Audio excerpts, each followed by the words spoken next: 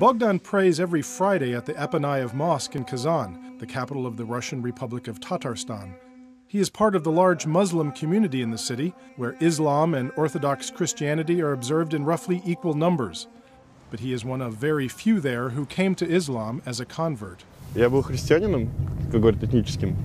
a Christian ethnically. In other words, I was baptized as a child.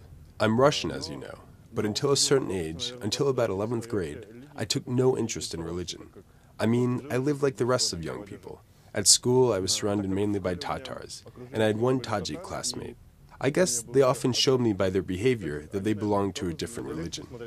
I became interested and started listening to lectures, watching videos, and learning about Islam. I realized I needed more, and after speaking to my best friend, I said, let's make the change. Let's start praying.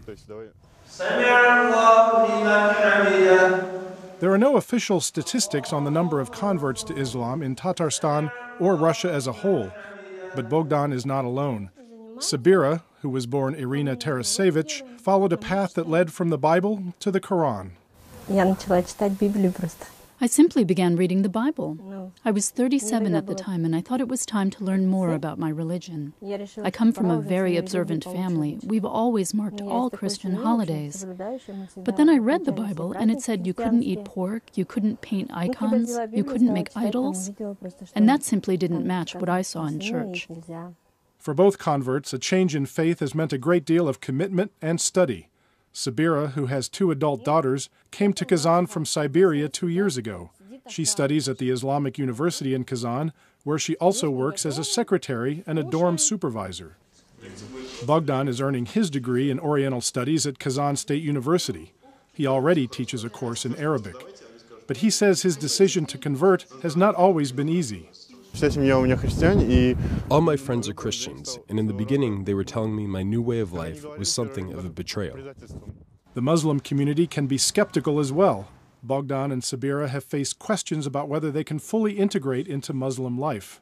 Nael Hazrat Garipov, the imam of the Apanayev Mosque, says that new converts are not steeped in the same traditions as their fellow believers.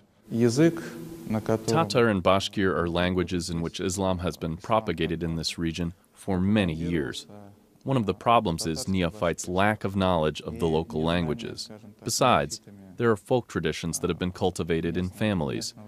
It's clear that neophytes know practically nothing about these traditions, and they take these traditions as a novelty.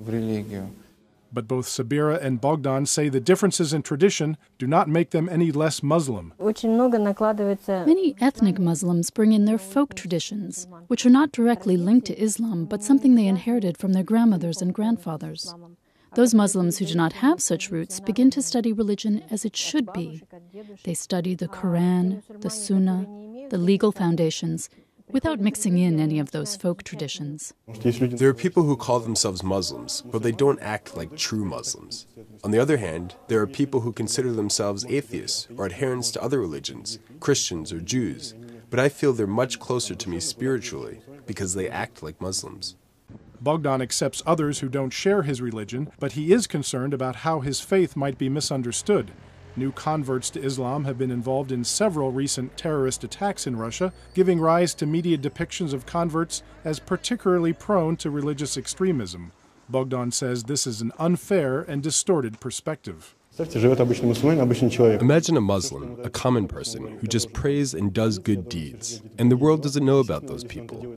But if someone wages war or carries out a terrorist attack, then the whole world talks about that. Converts to Islam in Russia may face skepticism from the media, friends, family, and religious authorities. But the challenges do not shake the faith of Bogdan and Sabira. They say their commitment to Islam is strong, and they say it is forever.